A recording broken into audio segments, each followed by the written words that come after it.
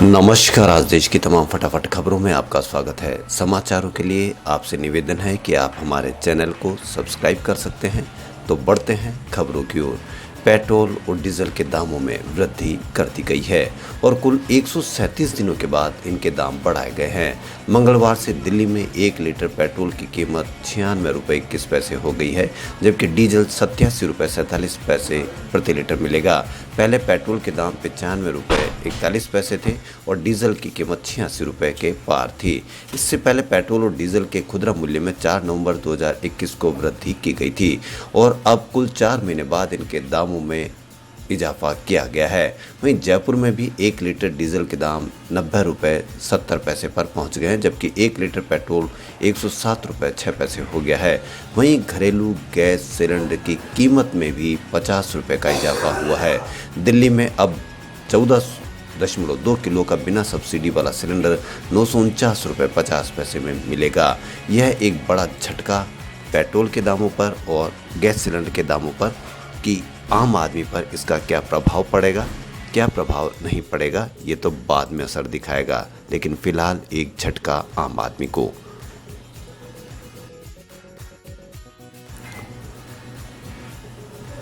पुष्कर सिंह धामी की चुनाव में व्यक्तिगत हार को दरकिनार कर भाजपा ने उन्हें उत्तराखंड का मुख्यमंत्री बनाना तय किया है। साथ ही प्रमोद सावंत को उनके सहयोगी विश्वजीत राणे की महत्वाकांक्षाओं के बावजूद गोवा की जिम्मेदारी सौंपी गई है। इस तरह से भाजपा ने अपने चारों मुख्यमंत्रियों को बनाए रखने पर दांव खेला है। राजनीति के जानकारों का मानना है कि प्रधानमंत्री नरेंद्र मोदी का यह निर्णय आगामी बड़े फैसले का संकेत देता है। धामी के शीर्ष पद को हरी झंडी दिखाना भाजपा की उत्तराखंड इकाई में विभाजन को रोकने की कोशिश के रूप में देख सकते हैं। साथ ही इसे स्थिरता के विचार के रूप में देखा जा सकता है, जिसमें पिछले 4 महीनों के दौरान राज्य ने 3 मुख्यमंत्रियों को देखा। राज्य के सबसे युवा मुख्यमंत्री पुष्कर सिंह धामी 46 साल के हैं और अब उन्हें अगले 6 महीनों के दौरान उपचुनाव जीतना होगा।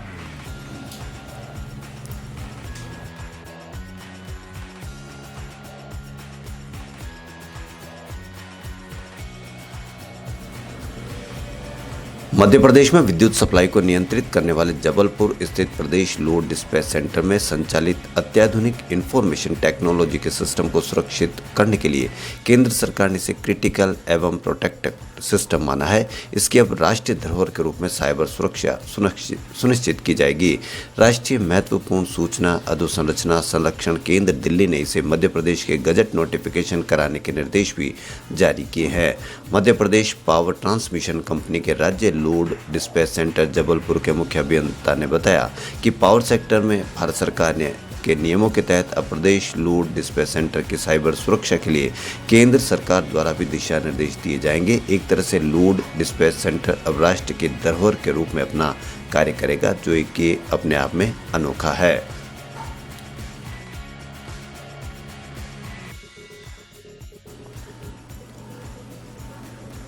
कांग्रेस अध्यक्ष सोनिया गांधी की ओर से अगले महीने सीपीएम की एक संगोष्ठी से दूर रहने का आदेश मिलने के बाद शशि थरूर ने आज अपने कदम पीछे ले लिए। हालांकि यह भी कहा कि उनके बयान में दम था। उन्होंने यह भी याद किया कि उन्होंने पहले भी सोनिया गांधी के साथ चर्चा के बाद इस तरह के सीपीएम के आमंत्रण को ठुकरा दिया था। उन्होंने कहा कि एक उपयुक्त निर्णय बिना मीडिया विवाद के लिए लिया गया। उन्होंने कहा कि इस तरह की प्रक्रिया इस बार आसानी से पालन की जा सकती थी। उन्होंने कहा कि मुझे खेद है कि कुछ लोगों ने आंतरिक मतभेदों को अनुचित रूप से सार्वजनिक करने को प्राथमिकता दी, जिससे एक ऐसे मामले में अनावश्यक विवाद पैदा हो गया जिसमें एआईसीसी का दृष्टिकोण बाध्यकारी था। मुझे उम्मीद है कि भविष्य में ज्ञान की जीत होगी। नसीहत जाहिर तौर पर केरल में कांग्रेस के उन सहयोगियों के लिए थी जिन्होंने दिल्ली में पार्टी के संसदीय कार्यालय में इस मुद्दे को लेकर सोनिया गांधी को हरी झंडी दिखाई थी। केवी थॉमस और मणिशंकर अय्यर के साथ थरूर को सीपीएम के सेमिनार में आमंत्रित किया गया था। सोनिया गांधी का स्पष्ट संदेश राज्य कांग्रेस ने सुना और कुछ दिनों बाद ही थरूर ने पार्टी सहयोगी गुलाम नबी आजाद के घर पर कांग्रेस के असंतुष्टों की एक बैठक में भाग लिया। बैठक में मणिशंकर अय्यर भी मौजूद थे।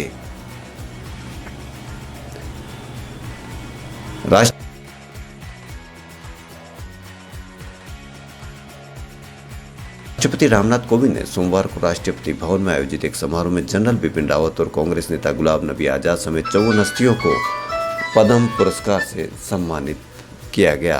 उनमें देश के प्रमुख रक्षा अध्यक्ष जनरल बिपिन रावत और गीता प्रेस के अध्यक्ष राधेश्याम खेमका को मरणोपरांत पद्म विभूषण सम्मान प्रदान किया गया। वहीं गुलाम नबी आजाद, टाटा सन्स के अध्यक्ष एन चंद्रशेखरन, पूर्व नियंत्रक एवं महालेखा नियंत्रक परीक्षक राजीव महर्षि, कोविड रोधी टीके के कोविशील्ड निर्माता company serum institute of India के प्रमुख साइरस पूनावाला पद्म भूषण पुरस्कार से पाने वाले 8 लोगों में शामिल है। इस वर्ष देश के सर्वोच्च नागरिक पुरस्कार भारत रत्न के लिए किसी भी नाम की घोषणा नहीं की गई है। यह पिछली बार 2019 में पूर्व राष्ट्रपति प्रणब मुखर्जी, समाज सुधारक नानाजी देशमुख और प्रसिद्ध गायक भूपेन हजारिका को प्रदान किया गया था। जनरल रावत को दिया गया पुरस्कार उनकी बेटियों ने लिया। वहीं खेमका का पुरस्कार परिवार के करीबी सदस्य से ग्रहण किया गया। पद्म पुरस्कार पाने वालों में से कई ऐसे व्यक्ति जिनके बारे में लोगों को ज़्यादा जानकारी नहीं है। इनमें 125 वर्षीय योगाचार्य स्वामी शिवानंद भी शामिल है।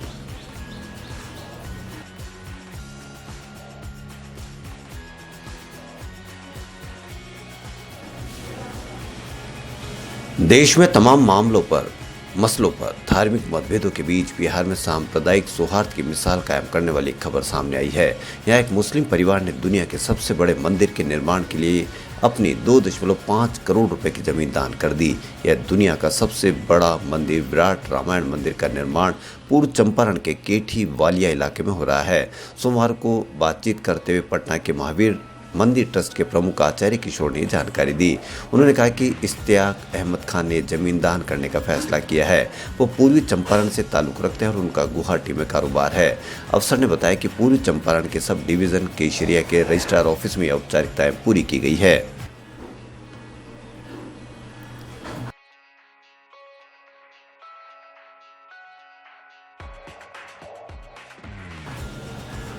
नोएडा की सड़कों पर बैग लेकर देर रात दौड़ लगाते प्रदीप मेहरा का वीडियो इन दिनों सोशल मीडिया पर खूब वायरल हो रहा है। उसके दौड़ने की वजह जानकर हर कोई प्रदीप की खूब सराहना कर रहा है। इसी बीच एनडीटीवी से बातचीत करते हुए प्रदीप मेहरा ने कहा कि गिनती नहीं कर सकते कि मेरे पास कितने कॉल आए हैं। विनोद कापड़ी सर की वजह से बहुत सारे लोगों ने मुझे दुनिया में देखा और बहुत सारे लोगों ने मोटिवेट किया। लोगों से मदद मिलने के सवाल पर उन्होंने कहा कि ऐसा तो अभी किसी ने कुछ नहीं किया। सभी लोगों ने बोला है कि मेहनत करो और कामयाबी मिल जाएगी। गांव के लोग देखकर कह रहे हैं कि तुझे देखकर हम भी मोटिवेट हो रहे हैं। जितनी भर्ती की तैयारी हम कर रहे हैं अब उससे भी ज़्यादा करेंगे। उन्होंने कहा कि इनकी वजह से मैं और ज़्यादा मोटिवेट हुआ हूँ और मेरे दौड़ने की इच्छा और भी बढ़ गई है। मैं दिल से इनका धन्यवाद करता हूँ। जो भी लोग मुझे मोटिवेट कर रहे हैं उनका भी दिल से धन्यवाद।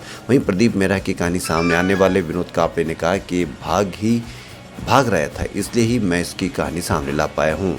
जब ये भाग रहा था तो मुझे इसको देखकर बहुत प्रेरणा मिली और मुझे लगा कि इस बच्चे की कहानी देश को पता होनी चाहिए, इसलिए मैंने इनका वीडियो में शूट किया।